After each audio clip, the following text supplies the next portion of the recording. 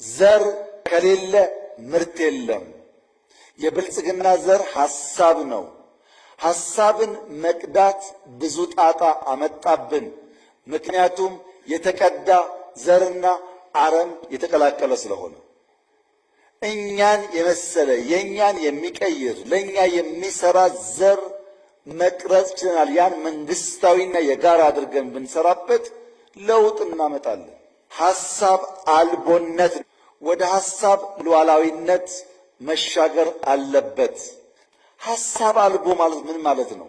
በህዝበኝነት መታወርና መስከር፣ በነባር ባህል መታጠር። ለምሳሌ ተረጂነት፣ ስንዴ ረዳኝ ትላለህ እንጂ ሁል ጊዜ ለማኝ እንድትሆን ነው የሚሰራው። መፍትሄ አልቦ ጩኸት፣ ሐሳብ የለውም፣ መፍትሄ የለውም፣ ይጮሃል። በጊዜያዊ ችግር ይጮሃል። ኢትዮጵያ ውስጥ ያለው ነው፣ ሐሳብ አይደለም። በየተራ መጮህ፣ በየተራ ተበዳይ መሆን፣ በየተራ ከሳሽ መሆን፣ በጋራ የሚል እሳቤ አለመያዝ። ኢትዮጵያ መርከብ ናት። ትልቁን ሩቅ የሚወስድን አፍርሰህ ትንንሹን ብትሰራ ሰፈር ትቀራለህ እንጂ አትሻገርም ማለት ነው። ኢትዮጵያ ውስጥ ያለው ፖለቲካ እንደዚህ ነው። መርከቧን ማፍረስ፣ ጀልባ መስራት። ሌላ የቆረጥክ እየመሰለህ እግርህን መቁረጥ። ቀይ ባህር ለኢትዮጵያ ያስፈልጋትም ባይ ማለት ነው። ሐሳብ አልቦ የወለደው ፖለቲካ 3 ኤዎች አሉት። መደመር እንደሚለው አንደኛ አፕሮቹ ጭፍን ተቃርኖ ያለበት ነው። ለሁሉ ነገር አንታጎኒስቲክ ነው። ሪሌሽኑ ሚዛን የሳተ ነው። ባላንስ አይጠብቅም። ውጤቱ ጭንገፋ ነው። የመደመር መንግስት የተሸከመውን ቀንበር የተሸከመውን ኃላፊነት በብቃት ሰርቶ ትውልድ እንዳያሻግር የሚያደርገው በሽታ ይሄ ነው። የሐሳብ ሉዓላዊነት በመደመር አሸናፊነት ለማምጣት ሚዛናዊ የሆነ የሐሳብ ፍትጊያ ያስፈልጋል። ይሄም 3C እንለዋለን።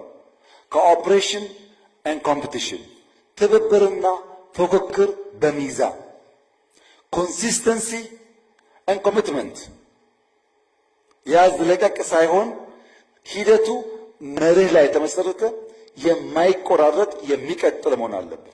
3ኛ ቼንጅ ኤንድ ኮንቲኒቲ ነው። አዎንታዊ ለውጥን በመፍጠር በማስተሳሰር በማስቀጠል መደረስ ያለበት ቦታ ማድረስ ነው። የመደመር መንግስት የሚያሻግር ሐሳብ የሚሻገር ህዝብ ይዞ ለለውጥ የሚተጋ ራሱን እንደ ሻማ አቅልጦ ትውልድ የሚያሻገር ስርዓት ነው። መደመር እድል እንጂ ድል አይደለም። ድል የሚያደርገው ትጋት ነው፣ ስራ ነው። የመደመር ሐሳብ ውጤታማ የሚሆነው የሚቆጠር ነገር ሲያመጣ ነው።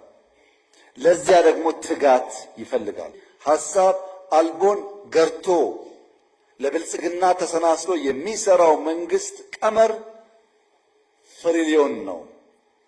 በነፃ መከፈል ነው። በነፃ መስጠት ነው። ከትናንትና መቆንጠር ሳይሆን ለነገ ማበደር ነው።